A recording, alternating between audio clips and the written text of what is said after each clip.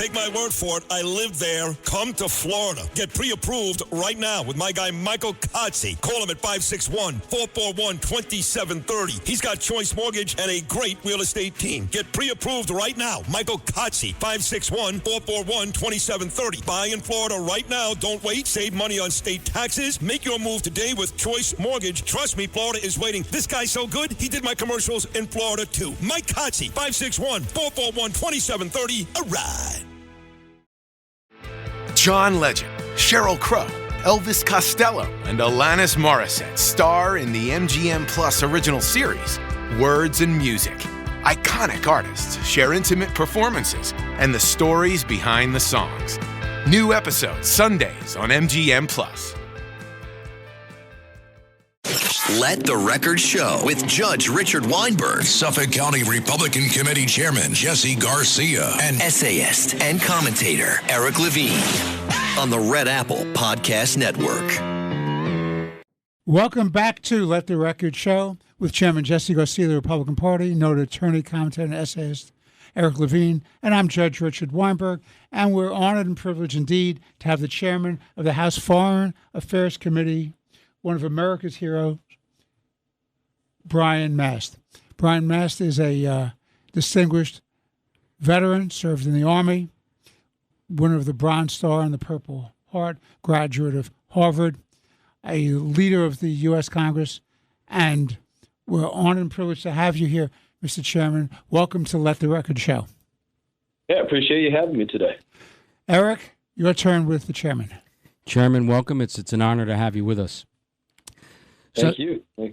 So I want to start to talk about the National Defense Authorization Act, the NDAA, which has finally passed the House and is on its way to the Senate and hopefully soon to the president's desk. As things stand today, at least from where I'm sitting, the American military simply is not equipped to meet all the challenges and threats confronting our country. We don't have enough ships. We don't have enough planes. We don't have enough munitions, missile defense. We don't have enough service members. So the NDAA is supposed to address most, if not all, of those concerns. I guess first, do you share my concern? And second, do you think the NDAA, as constituted, gets us over that hurdle?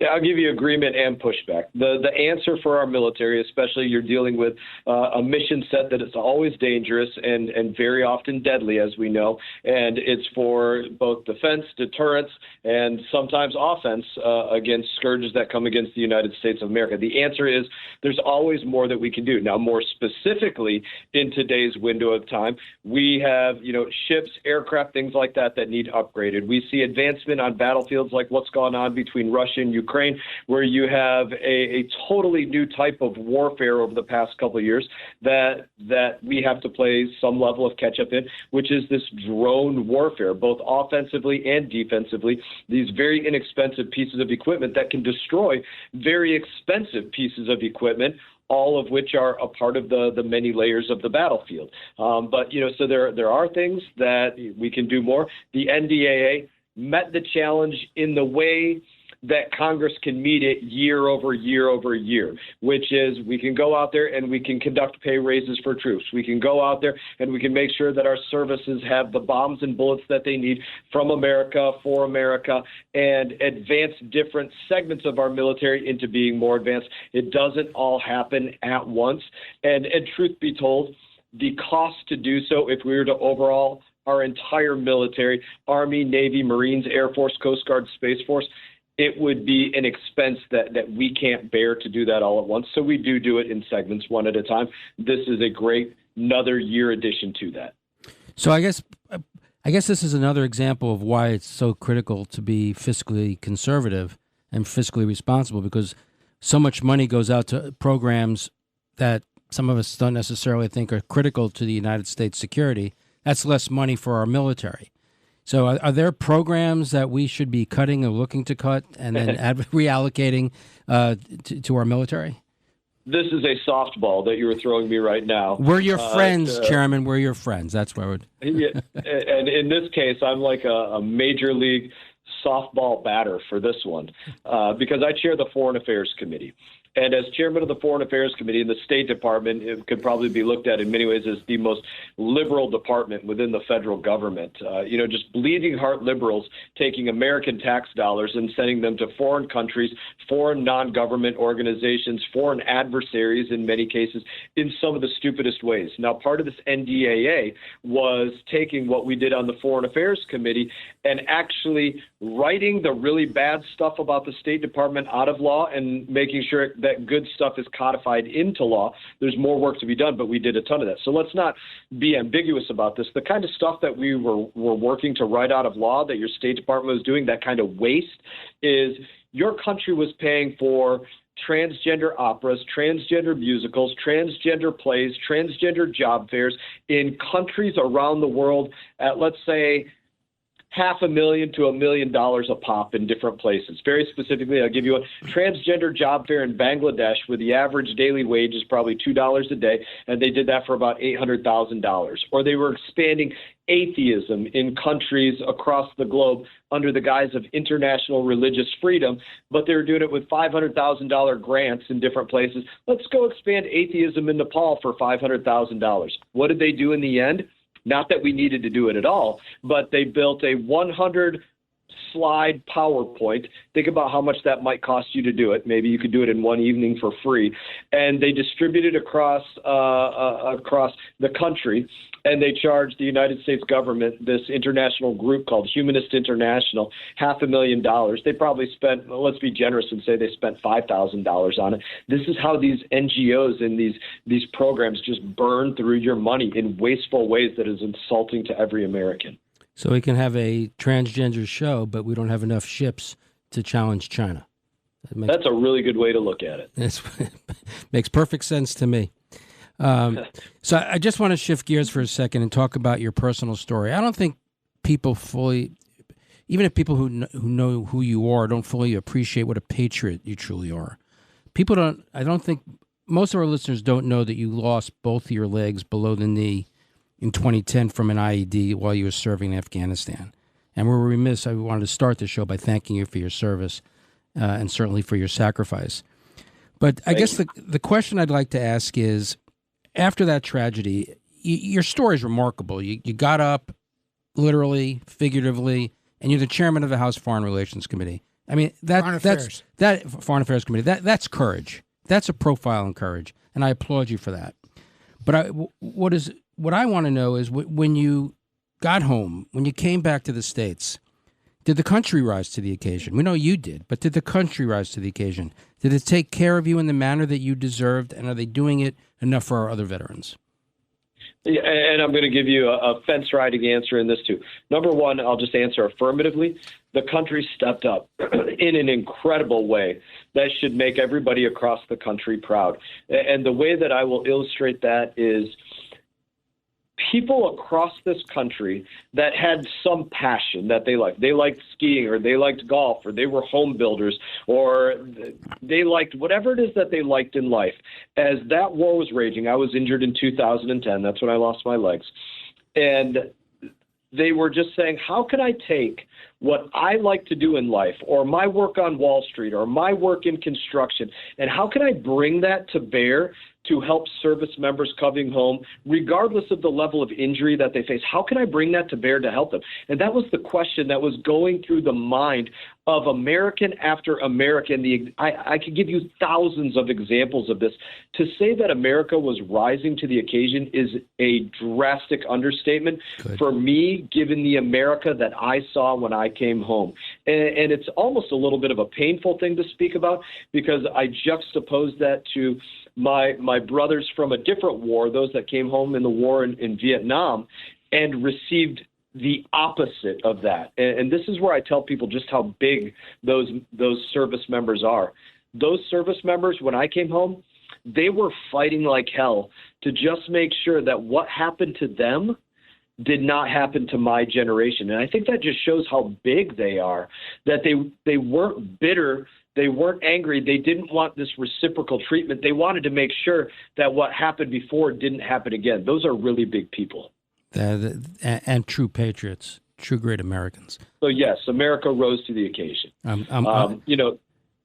Yeah, I'll say America rose to the occasion in an incredible way. As an American, I'm very glad to hear that.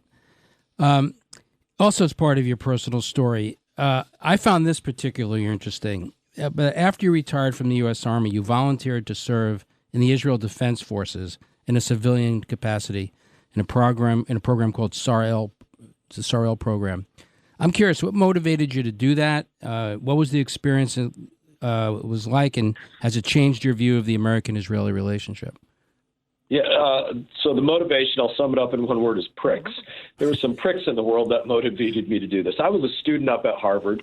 This is summer of 2014. I had 2 kids at the time. My wife was pregnant with our third, and we were living in a place just off of the Boston Commons, which is like their Central Park. And each night we would go out to the Boston Commons to let our kids play instead of playing in the alleyway next to where it is that we were staying as I was going to school up there. And one night in this summer, there was a war going on in Israel that I didn't agree with. You know, why are people protesting Israel for defending themselves? Because the fact is, if America was getting shelled by rocket after rocket from the Caribbean or from Canada or Mexico, guys like me would go and kill them, and every American would be proud. So it didn't make sense to me, as I've told many people. But we're out at this Boston Commons, just minding our own business, playing with our kids, and these protesters that are out there draping themselves in Palestinian flags, being radical like what we've seen on college campuses this year and in other places, they started harassing me and my family for being a U.S. service member, which I tell people is not hard to figure out. I usually wear a baseball cap that says Army Rangers, and I don't have any legs, so even these guys can figure it out. But they started harassing me about it, which is fine. I don't mind having altercations with people. But that was the catalyst for me to say, you know what? These pricks are coming out here to protest Israel. I disagree with this. When a battle is laid in front of me, I am an American, and I'm going to fight that fight that's laid in front of me. How can I deal with this? How can I get my hands dirty and participate in a tangible way? And that's when I started to look around and say, what can I do? All right, well, there's this program that I ultimately found to go out there and just volunteer and assist. And I thought that would be a great way to get my hands dirty, you know, fighting against a cause that had come to my doorstep. And that's how it all began. Learned a great many things there, being on base, serving with the members of the Israeli military, which this was after my 12 years of U.S. military service, but learned a lot about them and what we have in common and, you know, how their military operates, how they feel about defending themselves from a number of different borders. It was an extremely great education for me. So how did that impact, if at all, your view of how the Israelis have been dealing with Hamas in Gaza? It impacts me in this way. So I mentioned already I'm a father. And as a father and a military man, I hope that my kids serve in the military and take the time to serve our country. I do not hope that my kids have to go to war and, God forbid, one of them end up like I ended up. That's never a wish. As parents, we hate to see our kids stub their toe. We'd rather do it ourselves. And so this is the reality for Israelis. Number one, it's mandatory military service. So they're all going to go there and carry a rifle in defense of their country. But it's almost guaranteed that during their mandatory military service, they're going to have to pick up that rifle and actually go and carry it in true defense, because they come under rocket attack from whatever direction, like they do year after year, or tunnel attack or paraglider attack, or whatever kind of attack comes against them, like what happens year after year after year. They're not looking to do that. They want to see their kids grow and flourish and start the next generation of family, not have to be in this continual engagement in war. But the fact of the matter is, they do have terrorist neighbors in Gaza, whether it's Hamas, Hezbollah, Palestinian Islamic Jihad, Al-Aqsa Martyrs Brigade, Lions Den, Fatah, all these terrorist organizations that have been neighbor to them and just harassing them with attack, abduction, manslaughter, vehicular manslaughter, stabbings, bus bombings, cafe bombings, mall bombings, whatever it is, just year after year after year. And I think they've showed really an unprecedented level of restraint that their neighbor in Gaza is not just a smoldering pile of ashes. Well, as a father of a Marine who served in Syria fighting ISIS, and who also had, and I'm honored to be able to say this, had for a brief period of time worked for you as the committee in the House Foreign Affairs Committee. I want to thank you for your time, and I'm going to turn you over to Chairman Garcia. Chairman Garcia. Chairman Garcia, Chairman What's going Mast on, is my friend? yours. Congressman Mast, it's a pleasure to meet you. And while we may share a title, you are truly an American hero. And I want to thank you on behalf of everyone for your service and your sacrifice and your continued work to make America safe and prosperous. Thank you so much for everything you've done and continue to do.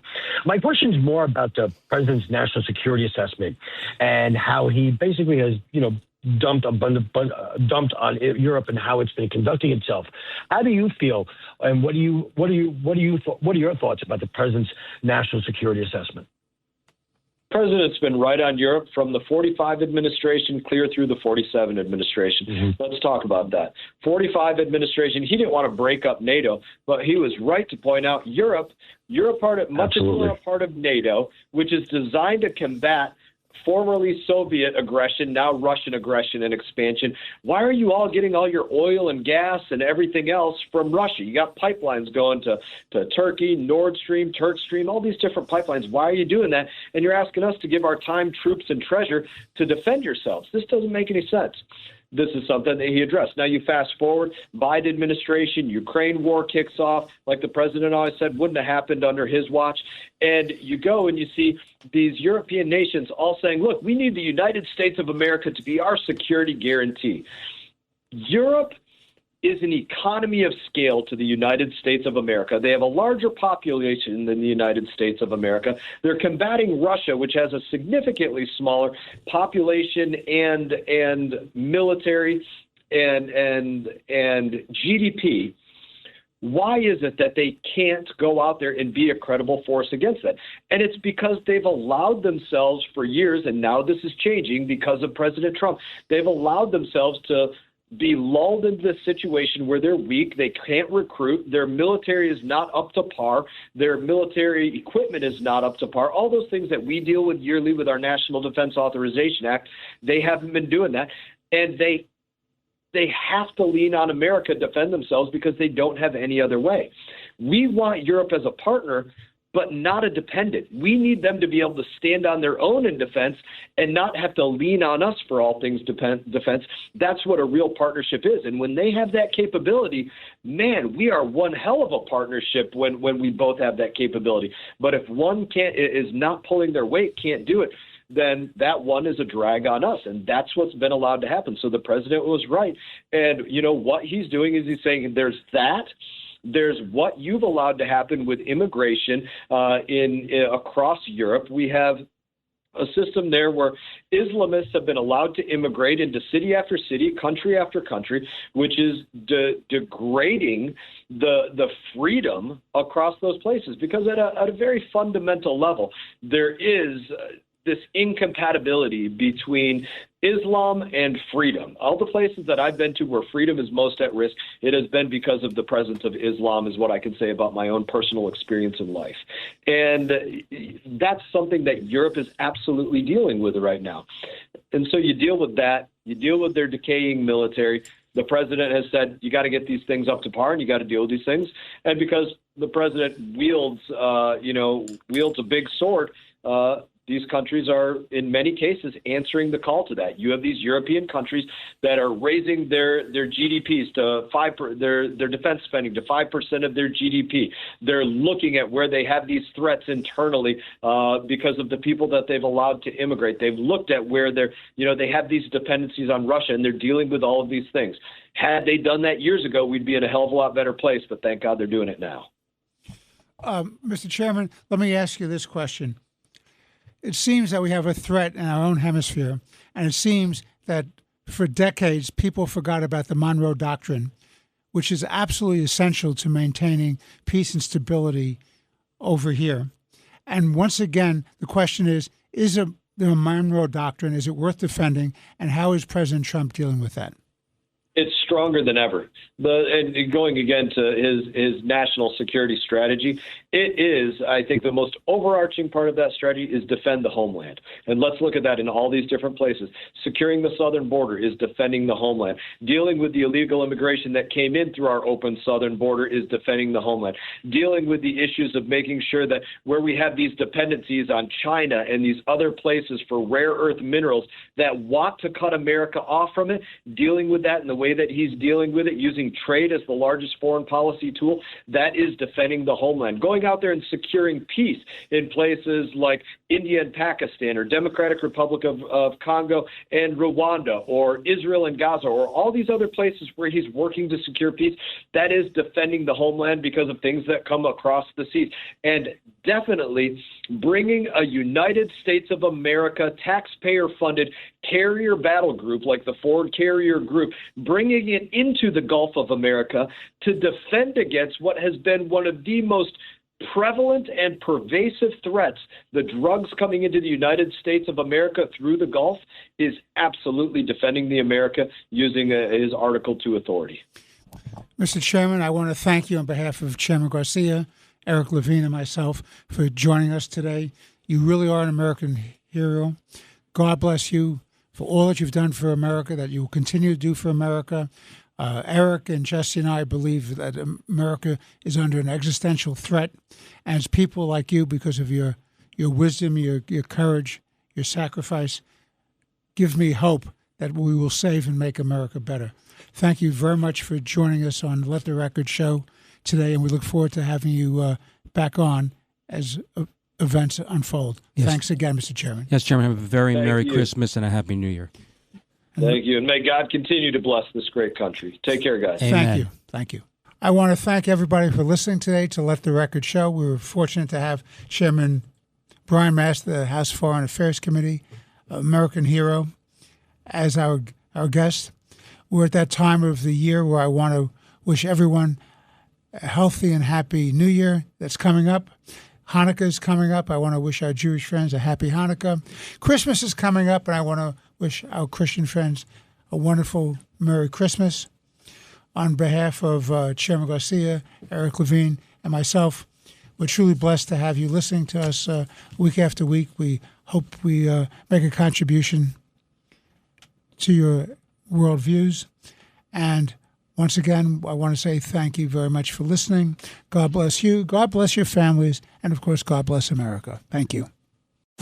Thanks for listening to Let the Record Show with Judge Weinberg, Chairman Jesse Garcia, and Eric Levine. You can hear Let the Record Show Sunday mornings at 6. If you like the podcast, share it with your friends and listen anytime at WABCRadio.com and download the WABC Radio app. Hit that subscribe button on all major podcast platforms. Plus, follow WABC on social on Instagram, TikTok, Facebook, and X. See you next time for a new episode, so you never have to wonder. What the heck is going on here? Take my word for it. I live there. Come to Florida. Get pre-approved right now with my guy Michael Kotze. Call him at 561-441-2730. He's got Choice Mortgage and a great real estate team. Get pre-approved right now. Michael Kotze, 561-441-2730. Buy in Florida right now. Don't wait. Save money on state taxes. Make your move today with Choice Mortgage. Trust me, Florida is waiting. This guy's so good, he did my commercials in Florida too. Mike Kotze, 561-441-2730. All right. Hey, Ryan Reynolds here for Mint Mobile. You know, one of the perks about having 4 kids that you know about is actually getting a direct line to the big man up north. Mm-hmm. And this year, he wants you to know the best gift that you can give someone is the gift of Mint Mobile's unlimited wireless for $15 a month. Now, you don't even need to wrap it. Give it a try at mintmobile.com/switch.